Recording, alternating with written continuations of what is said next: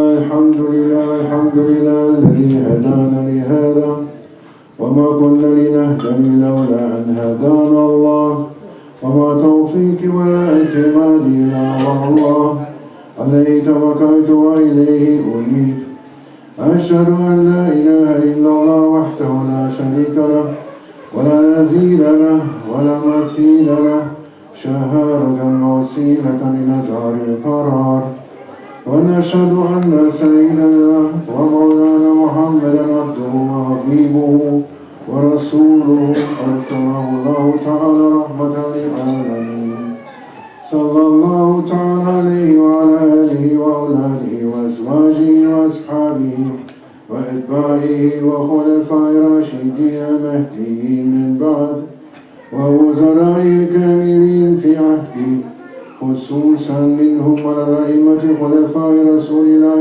على التوفيق أمراء المؤمنين حضرة أبي بكر وعمر وعثمان وعلي ذو القدر الجليل وعلى بقية أصحابه التابعين رضوان الله تعالى عليهم أجمعين يا أيها المؤمنون الحاضرون اتقوا الله تعالى واطيعوه إن الله مع الذين اتقوا والذين هم محسنون قال الله سبحانه وتعالى في كتابه منزلا النبي المرسل وما خلقت الجن والإنس إلا ليعبدون ما أريد منهم من رزق وما أريد أن يطعمون إن الله هو الرزاق ذو القوة المتين آمن بالله صدق الله العظيم أيها المؤمنون عيد مبارك كل عام وأنتم بخير إن شاء الله الله سبحانه وتعالى يقبل صيامنا إن شاء الله وصلاتنا وذكرنا إن شاء الله وعفونا إن شاء الله.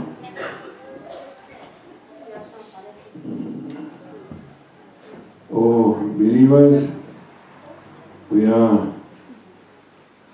having most blessed day today, Eid al-Fitr. Mabruk, congratulations. May Allah accept our prayers and our fasting and our deeds. We are weak. We are weak ones and full of mistakes, and we have to carry this. We have to carry our own mistakes, but usually we are not looking to our own mistakes. We are looking to the mistakes of others. And Allah is saying we have to carry. You must carry your brother, your sister, your relatives, your friends, your neighbors, what they are doing, as Allah carries. Sayyidina Ibrahim alayhi salam, he was inviting one fire worshipper for a meal, because he was always inviting Sayyidina Ibrahim. He never ate alone. He was alone, he looked for someone, he found a fire worshipper, inviting him. Majus, at that time was so many. And he invited him, then before he started the meal, he said, now you must be Muslim to eat with me. You must become Muslim, then we eat together, inshallah. Say Shahada. And he said, no, I can't do this. I cannot change my belief. And Ibrahim said, go away. He sent him away. Then Allah subhanahu wa ta'ala, He gave inspiration, wahi, to Ibrahim alayhi salam, saying, Oh Ibrahim, this man, he is 70 years doing wrong things. He is worshipping something which is not worth to be worshipped. And I am giving him 70 years meals, food, house, family, everything from me. From anyone else? No. From Allah Almighty. I give him everything. He says, everything, 70 years. I'm not asking what he is doing. If he is worshipping me or not. I give him. Go to that fire worshipper and get him to eat with you. He went and he said to that man, I am sorry, please come, eat with me. And Allah is saying, He's saying, why you are inviting me? First you're sending me away, then you're asking me to come. He said, Ibrahim alayhi salam, yes, my Lord said that He was giving you all your life. He gave you everything, and He doesn't care what you are doing. He gives you. He is so merciful from Rahmah.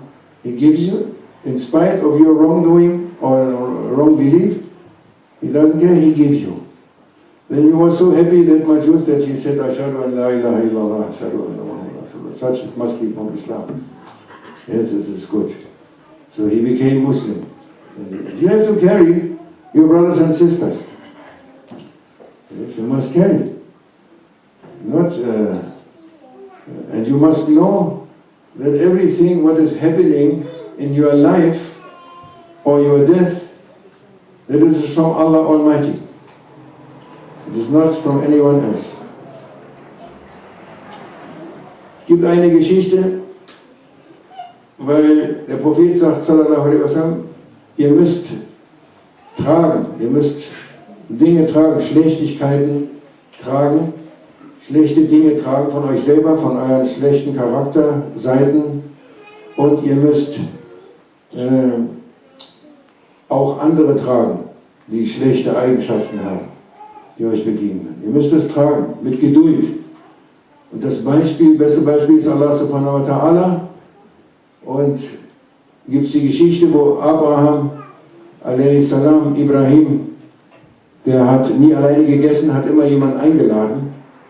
Und eines Tages war er allein und hat jemanden gesucht, der mit ihm isst. Und er fand nur einen Feueranbeter, einen Majus. Den hat er eingeladen zum Essen. Und dann, als sie gerade anfangen wollten zu essen, hat Ibrahim gesagt, du musst jetzt Muslim sein, damit du diese Mahlzeit hier essen kannst mit mir.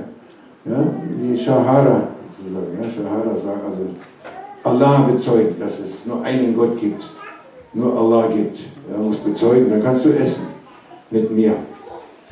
Und der sagt, das kann ich nicht machen, ich kann nicht meine Religion ändern, ja, das geht nicht. Und hat es abgelehnt und der Ibrahim hat ihn weggeschickt, a.s. Dann hat er eine Inspiration, göttliche Inspiration bekommen und sagte Allah zu ihm, oh Abraham, Ibrahim, du hast diesen Mann weggeschickt, diesen Feueranbeter, und ich versorge ihn seit 70 Jahren. Seit 70 Jahren versorge ich den mit Essen, Trinken, ein Haus, Familie, alles was er braucht, gebe ich ihm. Irgendein anderer gibt ihm was? Denkt ihr immer noch, ihr kriegt von jemand anders was? Vom Arbeitsamt oder vom Jobcenter? Ist nicht Allah dahinter? Hinter allem? Darüber müssen wir nachdenken. Das muss man wissen. Allah sagt es. Er hat es ihm gesagt. Alles von mir. Für diesen Mann, der nicht an mich glaubt. Und ich gucke nicht danach, ob der an mich glaubt oder nicht. Ich gebe ihm. Das ist von meiner göttlichen Eigenschaft Rahma. Die ist für alle gleich. Diese Rahma ist für alle gleich. Alle bekommen Essen und Trinken. Alle sind in meiner Barmherzigkeit. Ob sie glauben oder nicht. Das sind alles Seelen. Das sind alles Seelen, die ich erschaffen habe, sagt Allah subhanahu wa ta'ala. hol diesen Mann und bring ihn und iss mit ihm. Und Ibrahim ist gegangen und hat ihn wieder zurückgeholt und der hat gesagt, wieso holst du mich zurück? Erst schickst du mich weg, dann holst du mich zurück. Er sagt, mein Herr hat mir gesagt, dass du versorgt wirst von ihm seit 70 Jahren. Er versorgt dich, obwohl du nicht an ihn glaubst und nicht an ihn denkst und was anderes glaubst und was anderes anbetest, gibt er dir Essen, Trinken, Haus, alles was du brauchst für diese Welt. Seine Barmherzigkeit ist über dir und mit dir. Ja, und deswegen soll ich dich einladen auf seinen Befehl, ja, und zum Essen, egal wie du denkst. Und er war so glücklich darüber und so erstaunt, dass er dann die Religion Ibrahims angenommen hat. Ein Gott glauben. Von Ibrahim a.s. Mashallah. Ja, wir müssen tragen. Ja, ihr müsst tragen. Ihr müsst Dinge tragen. Euch selbst und andere. Und ihr müsst wissen, dass alles von Allah subhanahu wa ta'ala ist. Es gibt nichts, was nicht von ihm ist. Ihr denkt jetzt, ich bin jetzt mit mir, meinem Ego, und es ist jetzt nicht unbedingt von Allah. Es ist vielleicht von dem da und von dem und von dem und von mir und was und hier. Nee. Wir wiederholen jeden Tag in unserem Glaubensbekenntnis, dass Allah das Gute und das Schlechte erschaffen hat. Allah hat uns erschaffen und unsere Handlungen. Ja. Schaut nach den Gelehrten, schaut nach den wahren Ulema, nach den wahren Awliyas, wie sie sprechen, was sie sagen. Allah hat uns erschaffen und unsere Handlungen. Schlechte und gute. Damit müssen wir umgehen. Das muss man wissen. Wenn jemand zu dir kommt und dich beleidigt, dann ist das nicht dieser Mensch, sondern Allah hat ihn geschickt, um dich zu prüfen. Da brauchst du nicht böse mit dem zu sein, daraufhin, sondern du weißt, es ist eine Prüfung von Allah subhanahu wa ta'ala. Ja, dass du geduldig bist, dass du Geduld übst und Dankbarkeit übst. Ja, wenn dir einer was Gutes tut, dann sei dankbar Allah gegenüber. Auch dem Menschen sollst du Danke sagen. Weil der Prophet hat gesagt, sallallahu alaihi wasallam, wer den Menschen nicht dankt, dankt Allah nicht. You have to carry each other. And you must know that everything what happens in your life and after your life, it is from Allah. There's only Allah. Don't be mistaken. If you say La ilaha illallah 1,000 times, 1,000,000 times, what do you think that is? Only a word for you? Ein Zeitvertreib, it has a meaning. This meaning means that there's only Allah, nothing else. You are only here because of Allah. And you are created from Allah. And your actions is created from Allah. Good ones and bad ones. Both. So don't be angry to other people when they offend you or when they make mistakes with you, because it's from Allah. Allah is sending you this as a test. He's looking. You keep your iman, or you say, no, Allah is finished for me. I'm not believing anymore. Is that the result? If somebody does something bad or something difficult happens to you, some catastrophe? No. You know it is from Allah. And you know that there is a wisdom. And you know after a bad thing comes a better one. Comes the best. Comes the best. Yes, what comes after is better. You must know. And if somebody does good to you, you have to thank Allah Almighty. Not also the human being. Yeah, also. Because Prophet said, you have to thank who's not thanking the people who are doing good to you. He's not thanking Allah. You thank Allah, and you thank the one who does good to you. You know, because he is a good one, and in his heart, inspiration from Allah, that he is doing good to you. So you say thank you to the man or to the lady, and you are thanking Allah Almighty. He is sending that one to you to be good to you, to do something good for you. This is important. May Allah help us, inshallah, to carry each other You have to carry. And do your best. Do your best in your, keep Islam high in high esteem. Keep it up. Don't say there is no, Islam is not important and I am doing this after what I like. Islam is the best and Islam is the only thing what can save you. These times, they are not easy times and Shaitan, he is taking away especially young people. He likes to take away, that is his chance, because they are full of power and he is taking away their power by any means, mainly by drugs, mainly by world love, never thinking about Allah, never thinking about Prophet, no thinking. He stops the thinking. That is the main thing. He stops their thinking. And if they take drugs, thinking is finished. Finished. And also without drugs, they stop thinking because they are in the world, never thinking. Listen sometimes to a good one, to a tzaddik, look for a tzaddik, look for a trustworthy one, look for a sheikh. You need a sheikh. Without sheikh, we are lost. Without a tzaddik, we are lost. Without prophet, we are lost. Without all the prophets, we are lost. Or you think you sit here and make Eid Mubarak without prophets?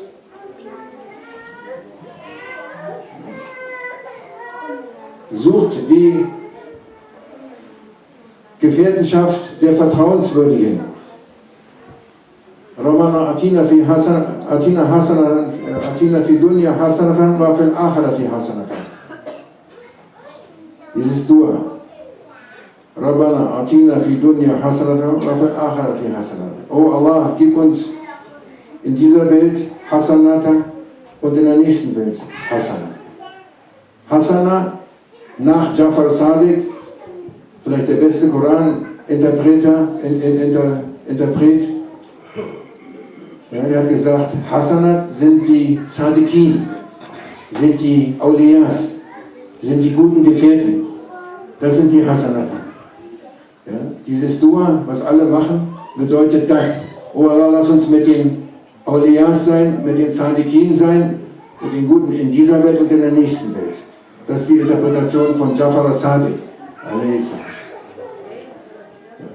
Wenn ihr das müsst ihr ernst nehmen. Seid ihr Muslime? Glaubt ihr an den Koran? Versteht ihr das? Glaubt ihr an die Gefährten? Gefährten vom Propheten, sondern wie diese Sterne sind? Sterne wie am Himmel? Wenn ihr daran glaubt, dann muss man sich daran halten. Das ist ein Befehl. Kuno ma sadiqin steht im Koran. Sei mit den Wahrhaftigen. Kein Muslim kümmert sich mehr darum. Er geht da mit dem Idioten, mit dem Unwissen, mit dem Blinden, mit dem. Guckt im Internet, was ist Islam? In Google, YouTube. Guckt dann, das ist Islam und das. Und dann wird da lustig drum geredet. Und keiner hat einen Scheich, der ihn von seinem Ego befreit, von Shaitan befreit, von dieser Weltliebe befreit, von der Idiotie befreit. Der klar ist. Wenn du ihn anschaust, dann siehst du Klarheit. Wenn du ihm zuhörst, dann bekommst du Klarheit. Wenn du mit ihm bist, dann fühlst du Klarheit. Dann fühlst du Schönheit. Dann fühlst du Süße. Dann fühlst du 1 Million Tajallis. Emanation, göttliche Emanation hat der Prophet gehabt, sallallahu alaihi wasallam, immer noch. Er ist immer noch da. Er ist lebendig im Grab. Sag nicht, er ist nicht lebendig. Wie die Wahhabiten. Termiten. Er lebt nicht. Steht vor dem Grab und sagt, da ist nichts. Hat er zu mir gesagt, da ist nichts. Wir sind Idioten, Shayatin, leere Köpfe. Prophet lebt und er kümmert sich um die Umma. Jetzt, im Moment, bis ans Ende der Welt. Er ist nicht ausgeschaltet. Nee. Prophet lebt, ist lebendig, sieht uns, hört uns, kennt seine Umma, weiß den Zustand seiner Umma, was ist der Zustand seiner Umma, und betet für uns und macht Shifa für uns. Und wir sagen, das ist nicht wichtig. Und diese Idioten da drüben, die sagen, liebt den Propheten nicht so sehr. Was für ein Schwachsinn. Möge Allah uns schützen vor so einem Schwachsinn, vor Idiotie. Möge er unsere Herzen schützen vor Dunya, vor Hawa, Nafsa Marrabisu und Shaitan. Unsere 4 Feinde. Möge er uns schützen, unsere Herzen stark machen und den Islam in Ehren halten, unseren Weg in Ehren halten, euch selbst in Ehren halten, egal was passiert. Haltet fest am Glauben und haltet fest an der Wahrheit und haltet fest an der Geduld. Ja, es lohnt sich. Es lohnt sich. Ja. Zum Sayyidina Ali sind Leute gekommen, haben sie gesagt, ja, die Philosophen zu seiner Zeit, als Sayyidina Ali Khalifa war. Und sie gesagt, warum macht ihr euch das Leben so schwer? Ist alles Quatsch, haben sie gesagt. Ja, ihr macht Regeln und alles ist schwierig und Fasten und Beten und alles. Also, freut euch wie wir trinken Wein und wir sind happy und wir sind den ganzen Tag fröhlich und machen lustige Sachen den ganzen Tag. Und so, ihr verschwendet euer Leben mit solchen Sachen. Es gibt nichts nach diesem Leben, da ist nichts. Und Sayyidina Ali hat gesagt, Karama Wajhahu Aliyya, oh, meine Freunde, ich habe eine Frage an euch. Ich möchte euch eine Frage stellen. Wenn, sagen wir mal, wenn wir sterben, ihr sterbt, ich sterbe, und da ist nichts, wenn das so ist, ihr sagt, da ist nichts, dann sind wir gleich. Zero. Ich bin Zero und ihr seid auf Zero. Auf Null. Wir sind tot, da ist nichts mehr. Ist das so? Ja, das ist so. Wenn jetzt ich aber recht habe, dass da doch Paradies ist, 8 Paradiese und das und diese ganzen Beschreibungen und diese ganzen Schönheiten und die Ewigkeiten, die ewige Liebe, ewige Schönheit, ewige Barmherzigkeit, ewiges Licht, wenn das dann doch ist, falsch, dann seht ihr, wie seht ihr dann aus? Dann waren sie sprachlos, dann haben sie gesagt, das sind ja Logiker, ja, Philosophen können ja auch irgendwie logisch denken, so jedenfalls einen Millimeter weit. Und dann sagen sie, ja, du hast recht, Sayyidina Ali, da hast du wirklich recht. Und wir müssen uns berichtigen. Nicht, wir sind so klug und du bist blöd, das ist umgekehrt. Da müssen sie einsehen, wir sind blöd und du bist da wirklich weise, klug. Keep your Islam, keep your belief, and don't say it is not important, it is important.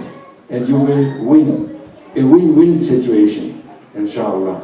If you keep your Islam, you keep your belief, you keep your sabr, you keep your thankfulness and your patience.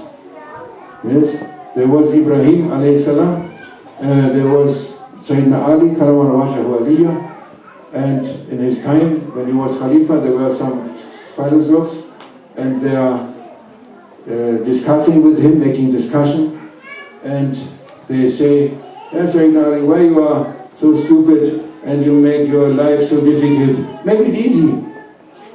You know, like us, we are drinking, enjoying, dancing, this, that, yes, very nice, every day, happy, and this, and you are making so difficult, you are fasting and hungry and thirsty and praying, and this prayer and that prayer, and it's difficult, and it's discipline, and so. Why you are doing this? And Sayyidina Ali was saying, oh my brothers, I have a question for you. If we are dying, you and me, and you say there is nothing after this, there is nothing, then in that case we would be equal, you and me. We die, I'm zero, you are zero, there is nothing. That is a case.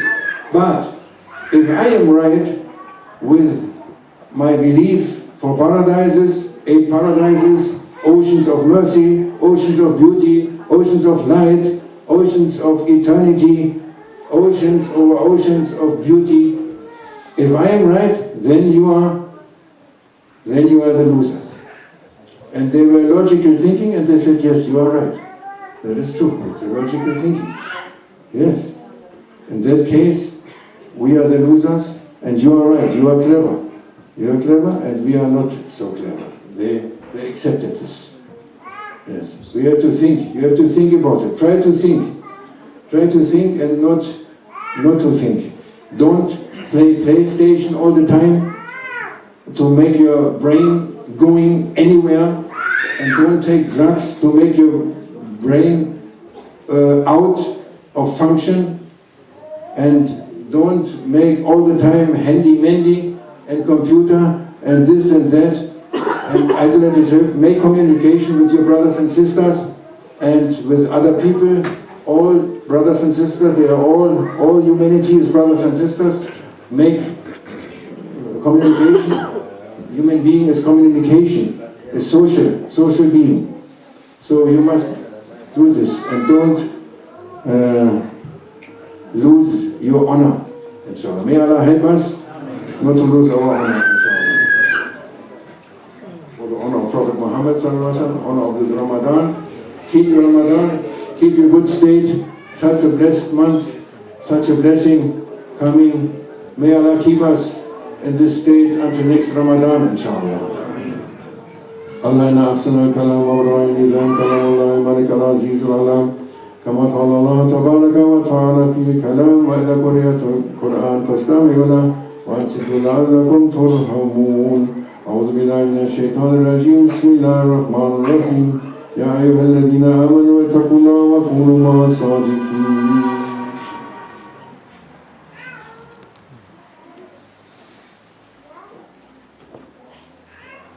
الله أكبر الله أكبر لا إله إلا الله الله أكبر الله أكبر ولله الحمد الله أكبر الله أكبر لا إله إلا الله الله أكبر الله أكبر ولله الحمد الله أكبر الله أكبر لا إله إلا الله الله أكبر الله أكبر ولله الحمد الله أكبر الله أكبر لا إله إلا الله الله أكبر الله أكبر ولله الحمد الله أكبر الله أكبر لا إله إلا الله والله أكبر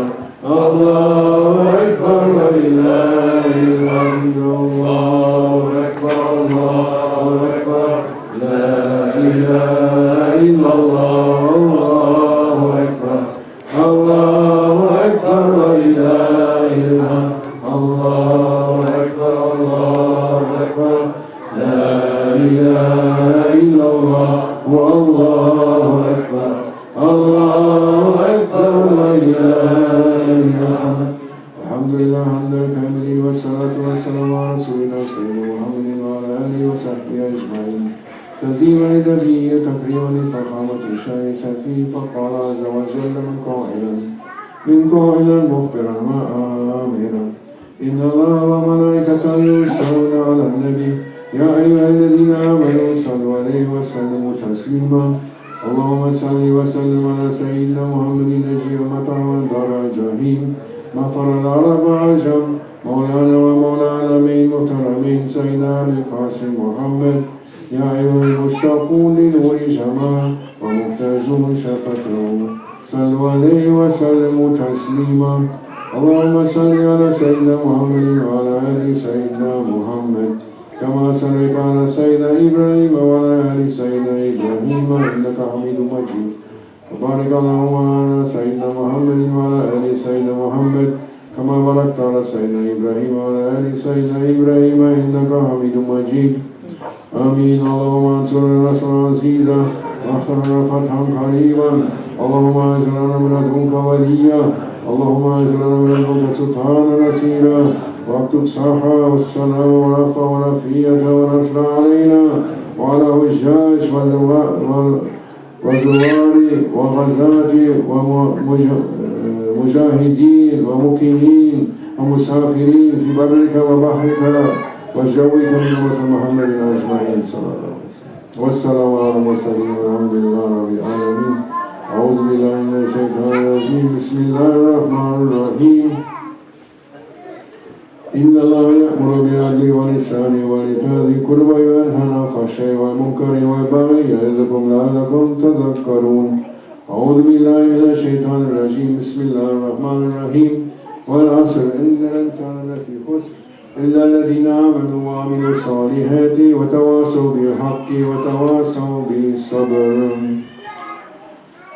إلى حضرة النبي صلى الله عليه وسلم جميع الأنبياء وأولياء خاصة الخاتقان والصديقين الفاتحة. الله أكبر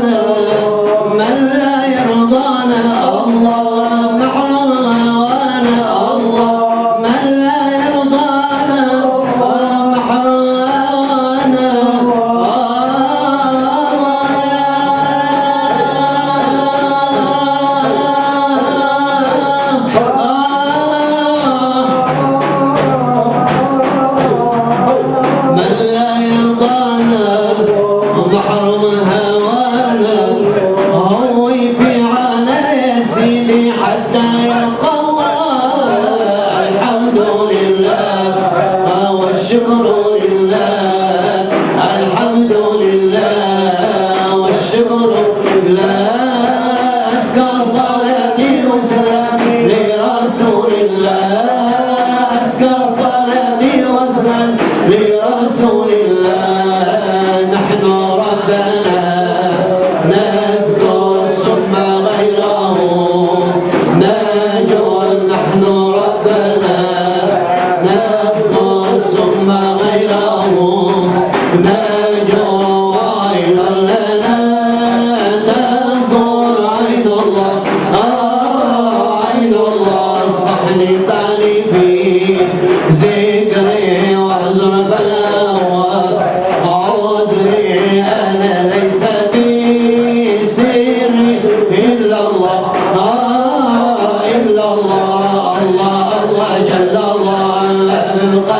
غير الله الله الله جل الله لا يرانا إلا الله على الهادي صلى الله لا إله إلا الله على الهادي صلى الله لا إله إلا الله يا نور النبي يا نور النبي يا نور النبي صلوا على النبي مددين مددين جد الحسن مددين مددين جد الحسن مددين مددين سيدي الحسن مددين مددين سيدي الحسن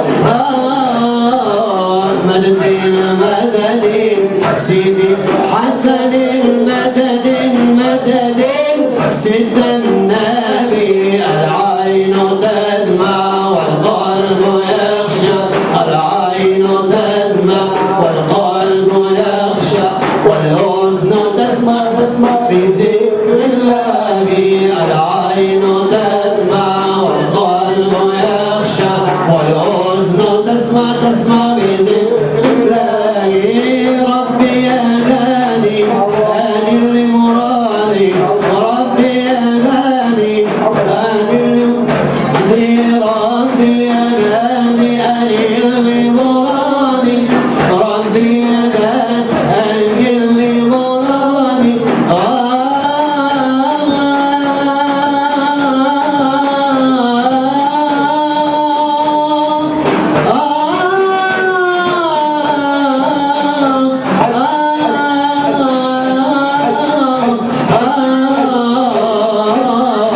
ربي يا هادي هادي لمرادي نور فؤادي بحب النبي القلب يسمع والقلب يسمع والأذن تسمع بذكر الله يا ربنا يا ربنا يا ربنا يا حي يا قيوم قلبنا ربنا يا ربنا ربنا يا حي يا قيوم قلبنا بسم الله الرحمن الرحيم بسم الله الرحمن الرحيم بسم الله الرحمن الرحيم بسم الله الرحمن الرحيم الله يا جليل الله يا جليل الله يا جليل الله يا كريم الله يا كريم الله يا معين الله يا معين الله يا نصيري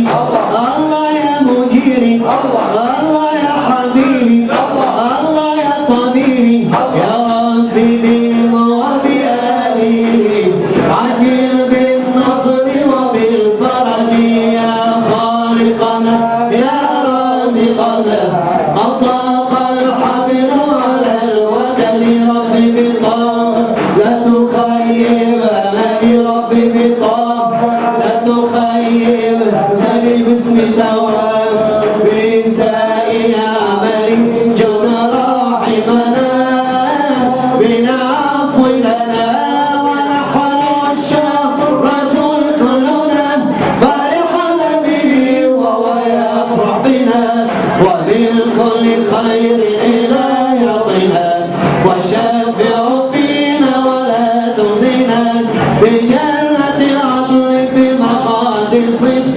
إلهي طال يكون جمعنا المدى المدى المدد يا الله المدى المدى المدد يا رسول الله الله الله الله الله الله الله الله الله الله يا الله الله الله الله الله الله الله الله يا رب أحسنت ما شاء الله مبروك شكر الله إلى حضرة النبي صلى الله عليه وسلم يا أرحم الراحمين خلينا مع الصادقين في الدنيا والآخرة يا أكرم الأكرمين. لا إله إلا أنت سبحانك إنا كنا من الظالمين واعف عنا يا كريم واغفر لنا ذنوبنا وصدق ورسولك كرمك يا أكرم الأكرمين يا أرحم الراحمين. احفظ من مولانا احفظ المحمدين احفظ المؤمنين في بلاد الشام احفظ المؤمنين في بلاد الشام افتح للمؤمنين في بلاد الشام يا الله بحرمة حبيبك بحرمة مشايخنا بحرمة هذا اليوم مبارك الفاتحة.